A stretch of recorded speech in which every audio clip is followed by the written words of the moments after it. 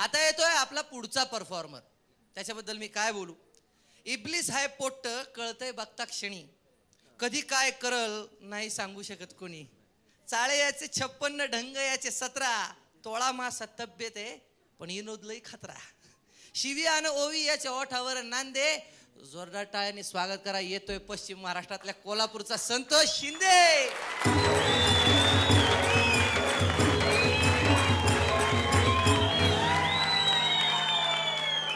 पुन्हा एकदा क्लोजअप हास्य सम्राटच्या कोर्टामध्ये दाखल होत आहेत कवी अशोक नायगावकर.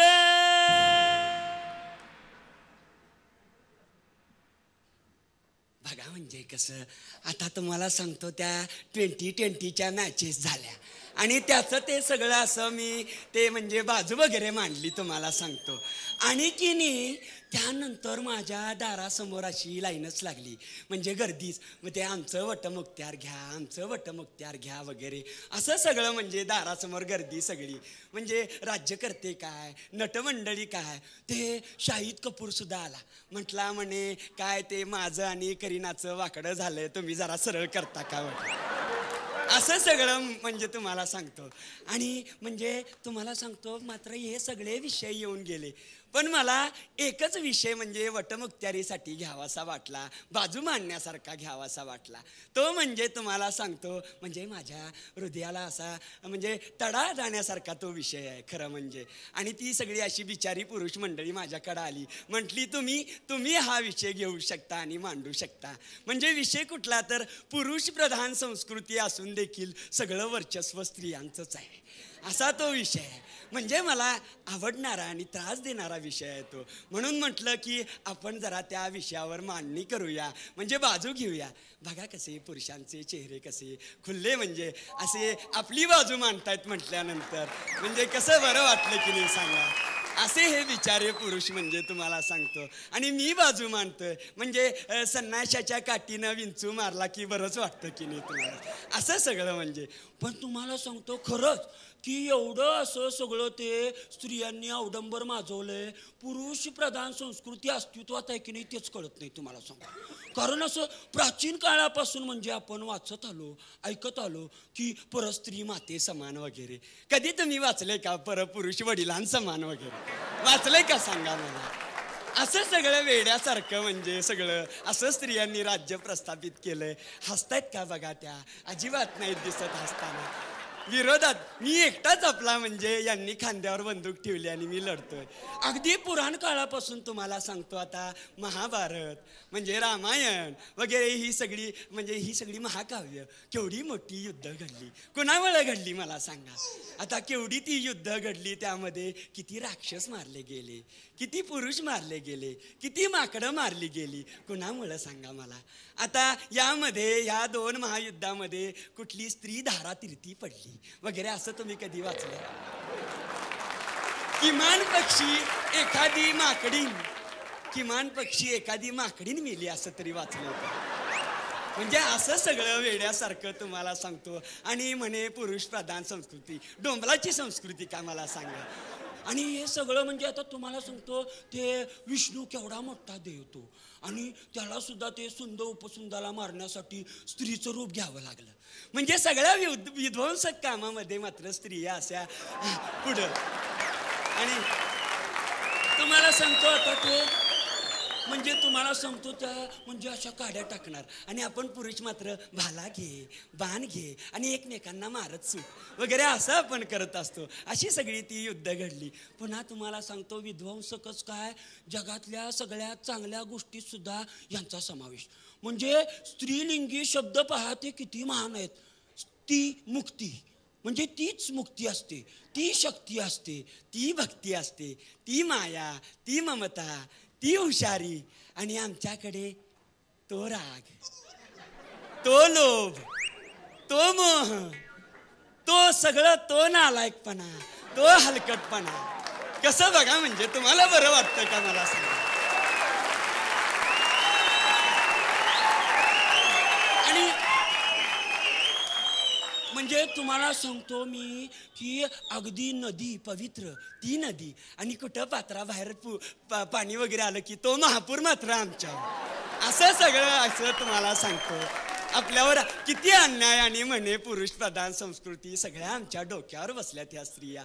तुम्हाला आता काय हल्लीची उदाहरणं पण द्यायची झाली तर आता ते ट्रेनमध्ये असे खास डबे असते स्त्रियांच्यासाठी असतात.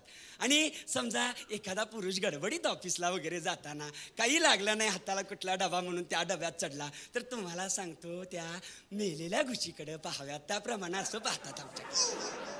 आणि हे जर तुम्हाला सांगतो म्हणजे आणि पुन्हा पोलीस TCS गटचान दिला असं प्रेमानं धरतात आणि नेतात. दंड काय शिक्षा काय वगैरे. आणि हे जर पुरुषांच्या डब्यामध्ये जर स्त्री चढली तर म्हणजे तुम्हाला सांगतो कितीही गर्दी असो आपला श्वास गुदमरत असो पण स्त्रीच्या अवतीभोवती हवा खेळावी तिला श्वास घेता यावा एवढं असं सगळं म्हणजे आपण करतो. बरोबर आहे तुम्ही सांगा.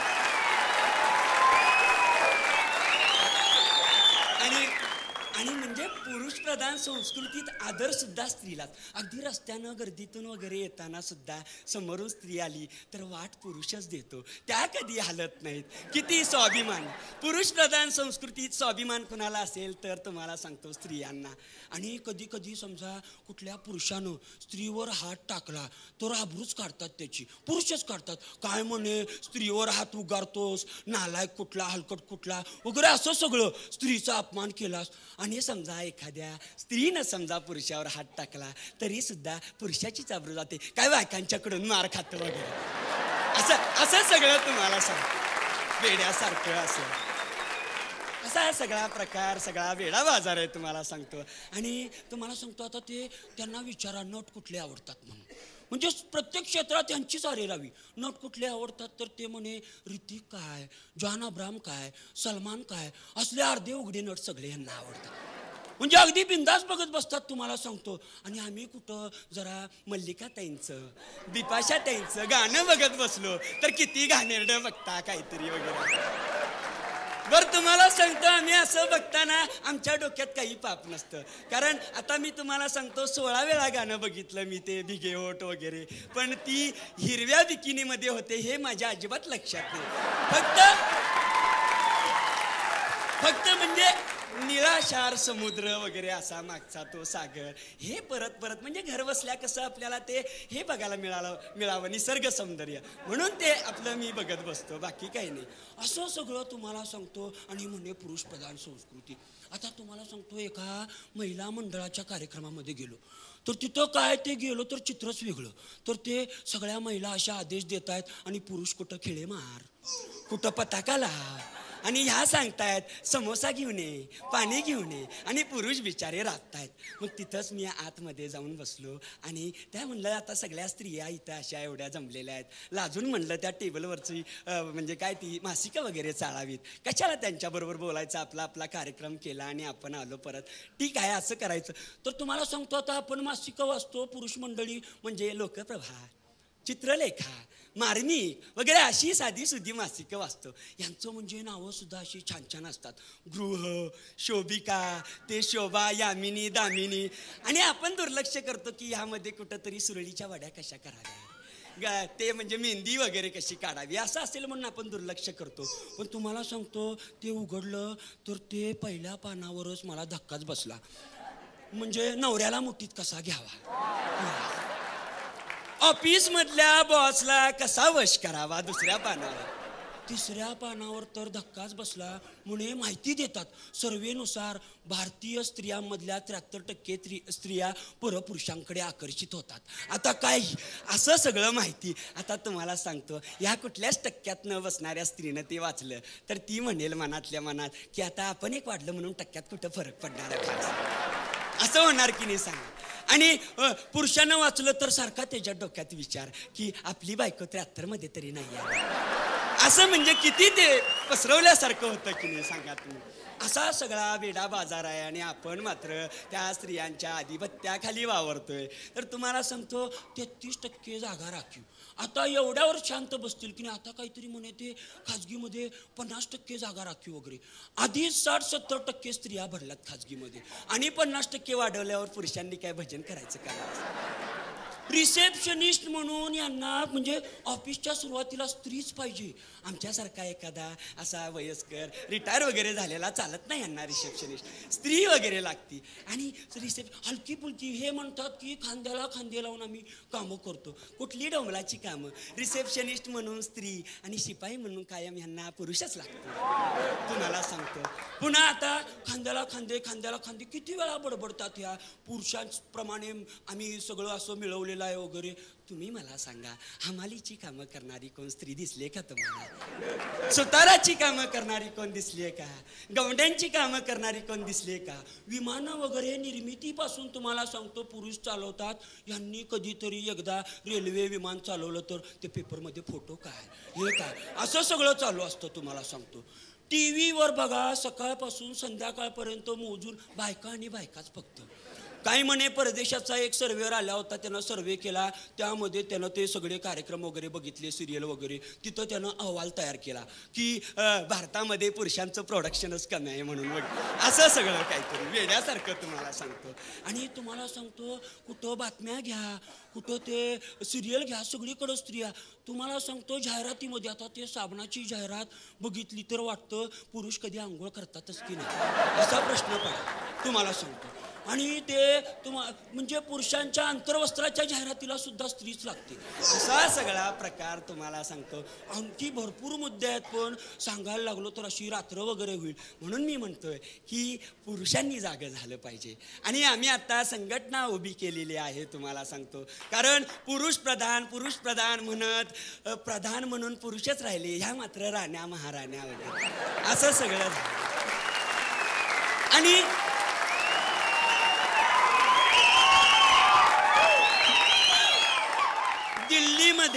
दिल्लीमध्ये तर तुम्हाला सांगतो तिथं काय प्रधान काय हे काय तिथं तर म्हणे पुरुष म्हणजे फोन करतात ते विचारतात मॅडम मी श्वास घेऊ का वगैरे.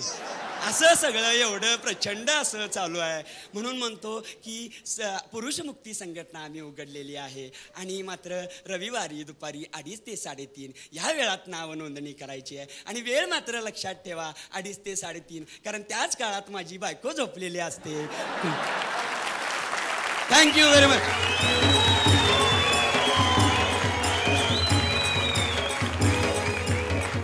आता येतोय पुढचा परफॉर्मर. आगरी आहे बोली याचा फेमस आहे बाला. विनोदावर असतो याचा कावळ्यावानी डोळा. काव काव करता करता होऊन गेला हिट. ज्याच्या त्याच्या तोंडामध्ये बाला झाला फिट. सुटला की सुटला यो हाती नाही गावत. जोरदार टाळ्यांनी स्वागत करा. येतोय मुंबईचा जॉनी रावत.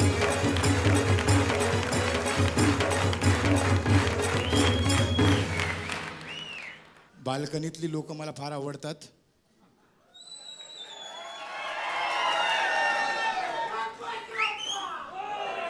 कारण ते देवाच्या फार जवळ बसतात.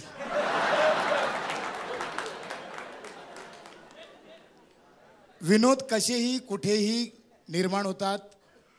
कॅरेक्टर दिसतो आम्हाला, आम्ही त्यांच्यातनं विनोद निर्माण करतो. बऱ्याच लोकांना काही ना काही पाळायची सवय असते. तुम्हाला माहीत असेल, कोणी कुत्रा पाळतो, कोणी मांजर पाळतो, कोणी घोडा पाळतो, कोणी हत्ती पाळतो, कोणी गाढव पाळतो. एका माणसाने पोपट पाळला होता. पोपट पण असा की बोलका. तुम्ही काही बोलला तर तुमच्या मागून तुम्ही बोललेलं वाक्य बोलायचं. दरवाजाच्या अगदी जवळ ठेवलेला आतमध्ये. सकाळी सकाळी दूधवाला भैया त्या घरात दूध घालण्यासाठी आला. दरवाजा ठोकला. पोपट म्हणाला कोण आहे? भैया म्हणाला अरे दूधवाला. कोण आहे? अरे दूधवाला. अर्धा तास दोघांचं तेच चाललं होतं. भैयाने पुन्हा दरवाजा ठोकला. पोपट पुन्हा मला कोण आहे? दूधवाला. कोण आहे? अरे तू कोण है? पोपट म्हणाला दूधवाला.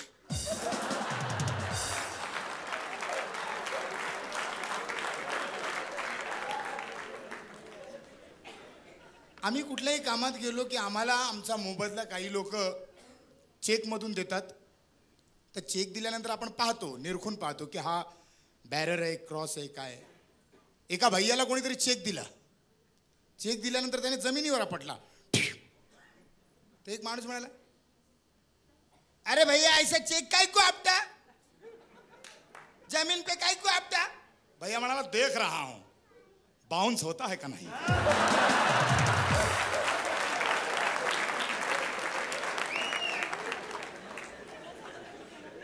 सगळ्यात जास्त विनोद आपल्याला एसटी स्टँडवर बघायला मिळतील. एसटी स्टँडवर जा, तुम्हाला इतके विनोद पाहायला मिळतील, ऐकायला मिळतील. एसटी स्टँडचा मास्तर छोट्याशा कॅबिनमध्ये छोट्याशा माईकमध्ये काय काय बोलत असतो. गाड्यांचे नंबर सांगत असतो. लोक गर्दी करतात, वरती लिहिलेलं असतं इथे चौकशी करा. मग लोक चौकशी पण करतात आणि तो गाड्यांचे नंबर सांगतो. त्यावेळी ते नंबर आपल्या कानावर कसे ऐकू येतात.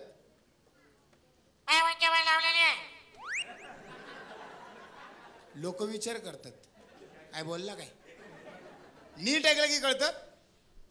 चौपट मागच्या साईडला लावलेली आहे. लोक मागे जातात, गाडी बाहेरून बाहेर निघून जाते. मग काही लोक येतात.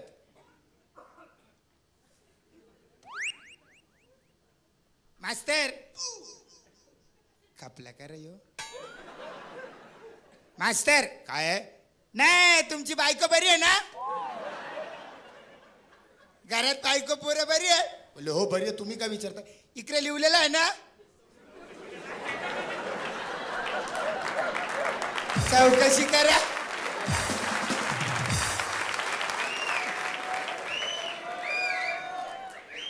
हल्ली बसमध्ये एक जागा असते, त्याच्यावर लिहिलेलं असतं ओनली फॉर लेडीज, महिलाओं के लिए, स्त्रियांकरिता. पण कधी कधी घाई गडबडीत पुरुष चढतात, विसरून जातात बायकांची सीट, महिलांची सीट स्वतः बसतात. एक भैया घाई गडबडीत चढला, दहीचं भांड ठेवलं आणि बाजूला बसला बायकांच्या सीटवर. काही बायका आल्या.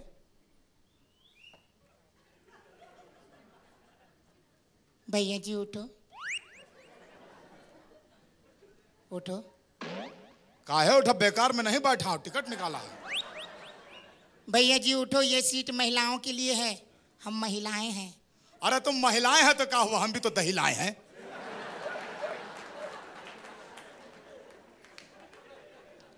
95 वर्षाची म्हातारी चढली. बस खचाखच भरलेली आहे. तिला जागा भेटत नाहीये, जागा सापडत नाहीये. जागा शोधते. कुठे बसायचं बाई, जागा सापडत नाही. कुठे बसायचं, जागा जागा. ड्रायव्हरची सीट खाली होती.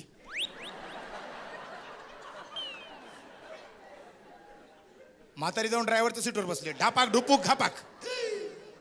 ड्रायव्हर काहीतरी खाऊन पिऊन आला, त्याने पहिला माझ्या सीटवर म्हातारी बसली. ए म्हातारे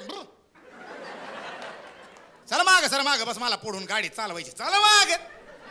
म्हातारी म्हणाली बाबा तू रोज पुढून चालवतोस, आज जरा मागून चालव.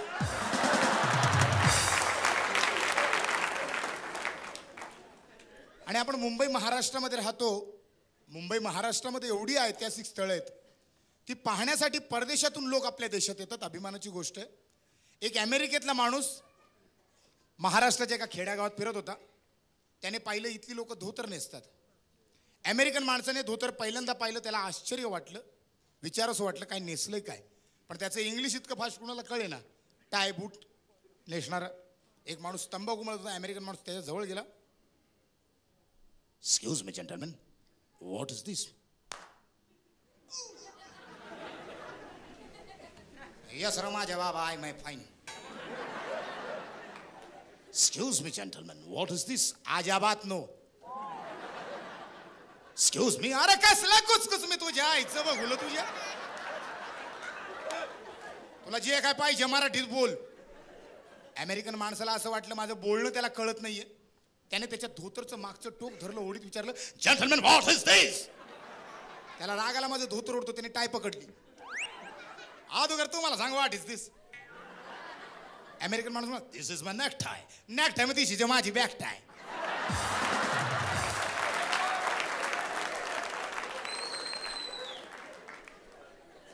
हल्ली तुम्ही कुठलंही चॅनल ऑन करा, तुम्हाला प्रत्येक चॅनलवर गाणीच गाणी ऐकायला मिळतील. कुठलंही चॅनल ऑन करा.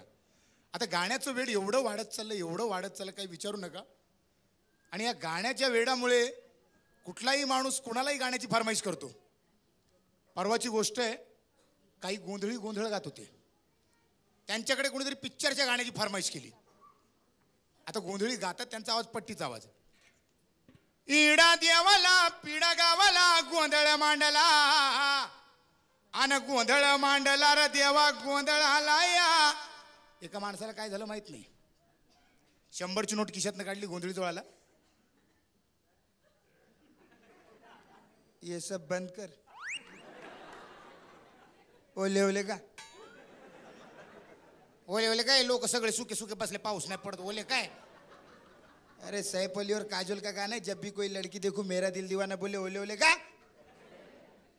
गोंधळीने 100ची नोट खिशात घातली आणि चक्क ओले ओले गायलं. ऐका.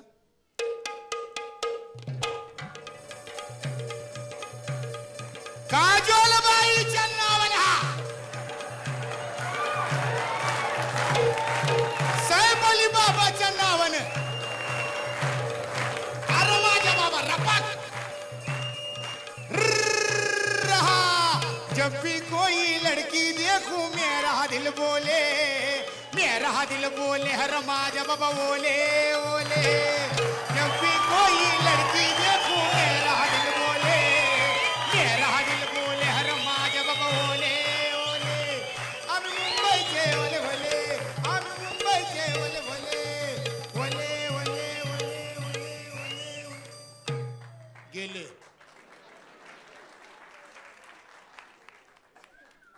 कौन बनेगा करोडपती अतिशय गाजला तो अमिताभ बच्चनमुळे. अमिताभ बच्चन नसता तर कदाचित केबीसी कोणी पाहिला नसता. बरीच लोक फोन करायची कौन बनेगा करोडपती में येण्यासाठी. आमच्या बालाचा नंबर लागला कौन बनेगा करोडपती मध्ये. आता तो हॉट सीटवर येईल कसा, प्रश्न काय, उत्तर काय, अमिताभ बच्चन लोकांचं स्वागत कसं करेल. सर्वप्रथम अमिताभ बच्चन. नमस्कार, गुड इवनिंग, सत श्री अकाल. आइए मैं अमिताभ बच्चन कौन बनेगा करोड़पति में आपका स्वागत करता हूं. हमारे बिचारे बाला उंदरिया, बाला उंदरिया. आइए बालाजी बैठिए. तुम्ही पण बसा. 2 खुर्च्या मांडल्यात ना, बसा. आइए बैठिए. हात दे मला. बायकांना कशी हात देतस. बालाजी यहाँ आपके साथ कौन आया है. तो काय बेमटे आलेला आहे. बेमटिया. बहुत अच्छा नाम है. मग तुम्ही ठेवा. तुम्हाला आवडला तुम्ही ठेवा, तो काहीतरी बदलून दुसरा ठेवेल. बालाजी यहाँ आने की प्रेरणा आपको कहां से मिली. प्रेरणा बिरणा काय नाही, ज्याला माझ्या डोक्यावर कवरे लोकांची उधारी झाली. बोला. बालाजी गेम शुरू करें. करा, मना बी रिक्षाच्या धंद्यावर जायचं. चला. ये रहा पहला प्रश्न. आपके कंप्यूटर स्क्रीन पर 1000 रुपए के लिए मद्रास को चेन्नई नाम क्यों पड़ा. मद्रास को चेन्नई नाम क्यों पड़ा. ए, वहां पर मद्रासी ज्यादा हैं. बी, वहां पर मैंगलोर के लोग ज्यादा हैं. सी, वहां पर कन्नड़ ज्यादा हैं. या डी, वहां पर तेलुगु ज्यादा है. कमी ज्यादा कुछ नाही, तिकडे सगळे सारखे. फिर मद्रास को चेन्नई नाम क्यों पड़ा. क्यों परा मालूम. तिकडची लोक लुंगी घालतात, पॅन्ट कुणीच घालत नाही. तिकडची लोक लुंगी घालतात, पॅन्ट कुणीच घालत नाही. त्या तिकडचे लोक लुंगी घालतात ना, त्यांच्या लुंगीला चेन नाही, म्हणून ते चेन नाही.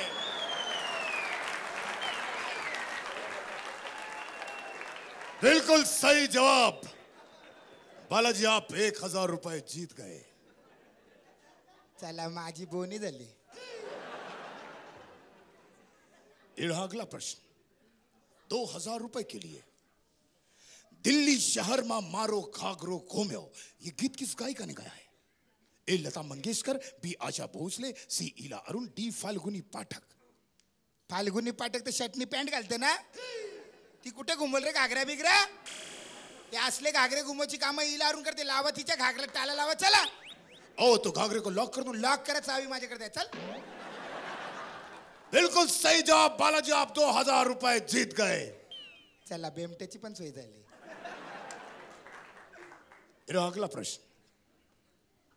अमिताभ बच्चन ने कंपनी खोली, उस कंपनी का नाम क्या है. A, ABCL. B, BPCL. C, CPCL. या डी, डीपीसीएल.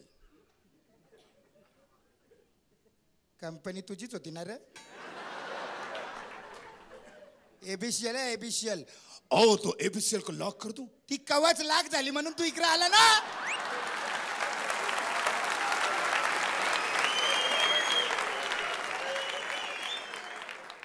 सगळ्यात शेवटचा प्रश्न घेतोय.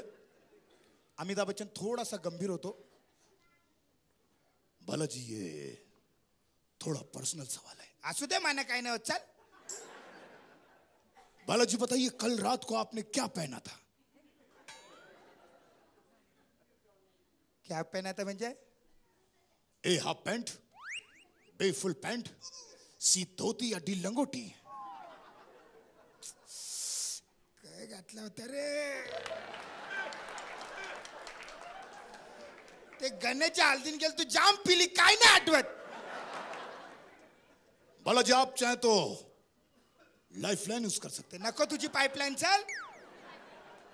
आप चाहे तो जनता की मदद ले सकते हैं. हे जे आला माझीच आहे, मीच घातली. मला माहित नाही जनता काय सांगणार. बालाजी आप चाहे तो 50-50 कर सकते ते नको जाऊ दे ओरात आणि फाटून जाईल ती. हैं. बालाजी आप चाहे तो फोन और फ्रेंड का इस्तेमाल कर सकते हैं. लाव माझ्या बायकोसला फोन लाव. तीच सांगेल काल रात्री मी काय घातलं तर लाव फोन. कंप्यूटर जी बालाजी अपनी पत्नी से बात करना चाहते हैं, कृपया उनकी पत्नी को फोन लगाया जाए. टुरुक टुरुक टुरुक टुरुक तिकडून आवाज येतो. हॅलो कोण आहे रे मेल्या? नमस्कार, मैं अमिताभ बच्चन बोल रहा हूं. इस वक्त बालाजी मेरे सामने बैठे हैं. तो तिकडे आहे काय? बकऱ्याची मुंडी आणायला बाजारात पाठवलं तिकडे गेला. घरान पाठवा. 2 करोड़ रुपए का सवाल है. अगर आपने जवाब दिया तो बालाजी करोड़पति बन जाएंगे. बताइए कल बालाजी ने क्या पहना था? काय घातलं होता? गो बाय माझे. ओ समय समाप्त. बालाजी आपकी सारी लाइफ लाइन खत्म हो गई. अब बताइए आप क्या जवाब है? काय घातलं होतं रे? आता तोंड नावलतं माझ्या. काय घातलं होतं? अरे हो! काल तर मी काहीच घातलं नव्हता. Thank you.